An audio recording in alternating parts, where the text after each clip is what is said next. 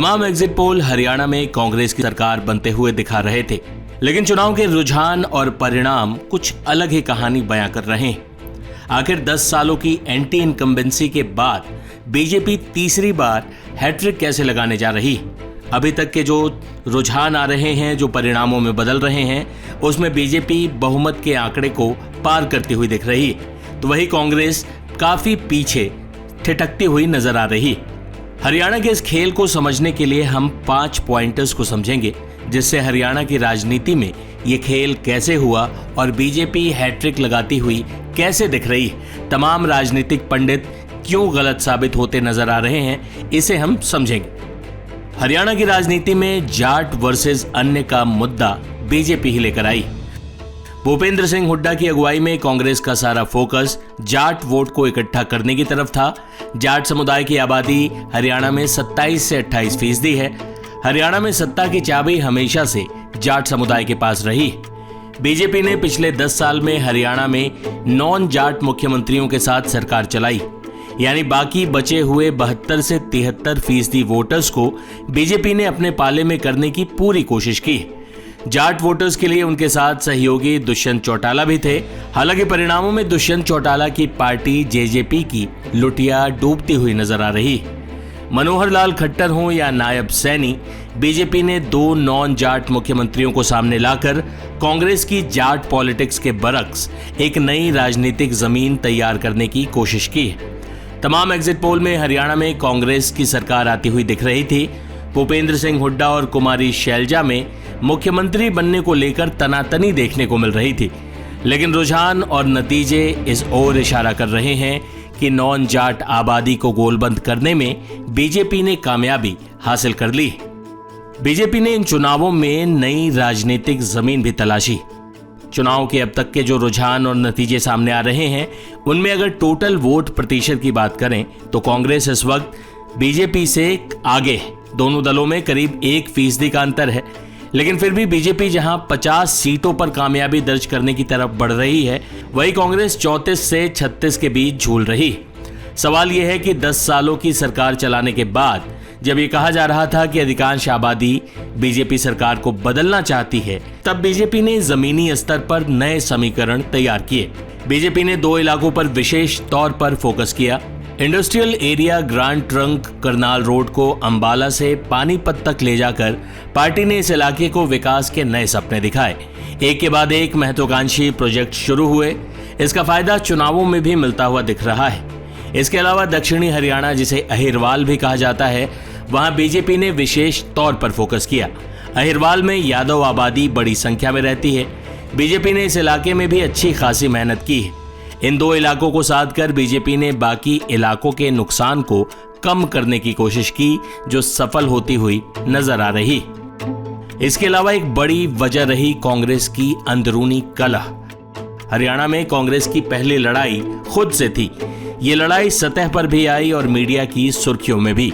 कांग्रेस की हुड्डा परिवार पर अति निर्भरता पार्टी के बाकी नेताओं को नागवार गुजर रही थी।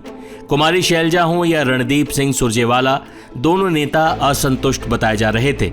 हुड्डा और कुमारी शैलजा के बीच तो बातचीत बंद है, ऐसी भी खबरें आई। रणदीप सिंह सुरजेवाला भी साइडलाइन किए गए या हो गए, ऐसी बातें चलने लगी। पार्टी के वरिष्ठ नेताओं के बीच फूट की खबरों ने कार्यकर्ताओं के मनोबल पर भी बुरा असर डाला। इसलिए संभवतः अनुकूल परिस्थितियों के बावजूद कांग्रेस हरियाणा में जीती हुई बाजी हारती हुई दिख रही है। इसके पीछे कांग्रेस नेताओं की आपसी फूट कम जिम्मेदार नहीं है। एक अहम फैक्टर है छोटे दलों का बड़ा खेल। हरियाणा में कुल जमा 90 विधानसभा सीटें हैं। छोटे से राज्य हरियाणा की राजनीति में छोटे दल और निर्दलीय उम्मीदवार हमेशा बड़ा खेल करते रहे हैं। इस बार भी लगभग 18% वोट छोटी पार्टियों और निर्दलीय उम्मीदवारों को मिलता हुआ दिख रहा है। आम आदमी पार्टी भी हरियाणा में अकेले चुनाव लड़ रही थी, जो कांग्रेस नीत इंडिया गठबंधन का हिस्सा है। ऐसे में इन दलों को न साध पाने की कीमत भी कांग्रेस चुका रही है। अगर कांग्रेस आप सहित इन छोटे दलों और निर्दलीय उम्मीदवारों को अपने साथ ले आ पाने में कामयाब होती तो जीत की जलेबी कांग्रेस ही चखती। लेकिन नतीजे बता रहे हैं कि छोटे दलों ने हरियाणा में बड़ा खेल कर दिया है। एक महत्वपूर्ण फैक्टर है जिसकी बात हर चुनाव में होती। ये बात तो बीजेपी के विरोधी भी मानते हैं कि बीजेपी एक well oiled election machinery control करती है। बीजेपी हमेशा चुनावी मोड में रहती है। जीत हो या हार, पार्टी का काम लगातार जारी रहता है। लोकसभा चुनावों में बीजेपी का प्रदर्शन हरियाणा में बेहतर नहीं रहा था। मनोहर लाल खट्टर को चुनाव से चंद महीने पहले मुख्यमंत्री की कुर्सी से हटाकर पार्टी ने बता दिया कि जनता के मूड को वो समझ रही है और उसके मुताबिक फैसले भी ले सकती है। बीजेपी ने लोकसभा चुनावों के बाद हरियाणा के लिए रणनीति में काफी बदलाव किए। कांग्रेस की कमजोरियों को भुनाया, अपने बड़ बोले नेताओं पर लगाम लगाई। नतीजा ये हुआ कि सत्ताधारी पार्टी की तरफ से नहीं, बल्कि विपक्ष में बैठी कांग्रेस के नेताओं के अंदर चल रही खींचतान खबरों का हिस्सा बनने लगी।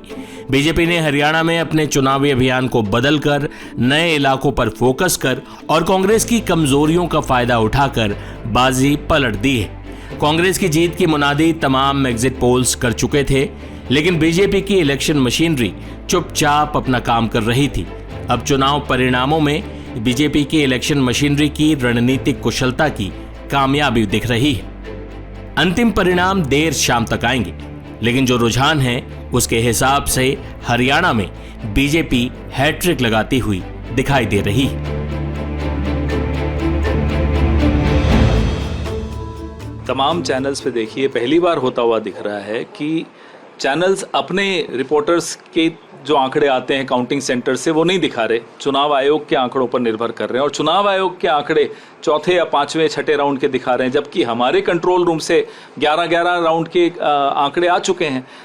मैं आपको विनेश फोगाट जी का उदाहरण देता हूँ। आप कोई चैनल खोल दीजिए, सब में उनको 4 राउंड के बाद पीछे दिखाया गया था, जबकि 9 राउंड के बाद वो 4,437 वोटों से आगे हैं, अब 5200 वोटों से आगे हो गई हैं। तो ये आंकड़ों में जो मिसमैच है, गैप है, ये क्यों है, ये हम बार बार चुनाव आयोग से अभी हमारे महासचिव जयराम रमेश जी ने ट्वीट करके भी पूछा है कि ये क्या दबाव डालने की कोशिश हो रही है स्थानीय प्रशासन पर। इसलिए हम फिर से चुनाव आयोग को कह रहे हैं, आगाह कर रहे हैं कि इसमें तुरंत एक्शन ले, तुरंत जितने राउंड्स हो चुके हैं अपडेट करें, जितने भी जो ट्रेंड्स हैं उनको अपडेट किया जाए। 11 राउंड हो चुके हैं, 12 राउंड हो चुके हैं, आप अभी छठे या सातवें राउंड पर ही रुके हुए हैं। चैनल्स उसी पर निर्भर कर रहे हैं, चुनाव आयोग के उस पर। रिपोर्टर्स के अपने आंकड़े बाहर आ नहीं रहे हैं। कभी कोई काउंटिंग में ऐसा नहीं होता कि रिपोर्टर्स के अपने आंकड़े बाहर नहीं आते। वैसे तो अंतिम परिणाम आने तक निष्कर्ष की प्रतीक्षा करनी चाहिए, परंतु अगर जयराम रमेश जी ने कहना शुरू कर दिया है, इलेक्शन कमीशन के ऊपर उंगली उठाना शुरू कर दिया है, तो मतलब मान लेना चाहिए कि उन्होंने भी अपनी पराजय को अवश्यंभावी मान लिया है। देखिए, अब 12 बज गए हैं, रुझान जिस ढंग से स्थिर होते चले जा रहे हैं, मुझे लगता है कि हम एक निर्णायक विजय की तरफ बढ़ रहे हैं और कांग्रेस अपनी भावी पराजय की पेशबंदी करने में जुट गई है।